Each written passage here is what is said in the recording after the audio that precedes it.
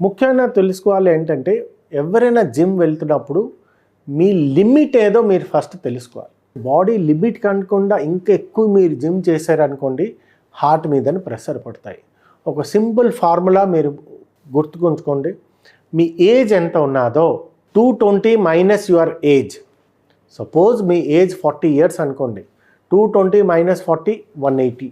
దాంట్లో 85% అంటే మీరు 145 150 160 దాకా దాని తప్ప మీ హార్ట్ రేట్ ఎప్పుడు జిమ్ వెళ్తుంటే హార్ట్ రేట్కి మెయింటైన్ చేసుకోండి.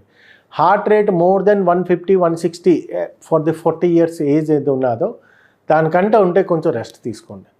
హార్ట్ రేట్ ఆల్వేస్ మెజర్ చేయాలి. Number 2, always take the help of gym trainer. ఏదైనా వాళ్ళు తెలుస్తుంది కార్డియో ఎంత దాకా చేయాలి, ఒక రోజుల్లో ఎంత చేయాలో లేదో వాళ్ళు ఒక్కోసారి ఎక్స్ప్లెయిన్ చేస్తారు.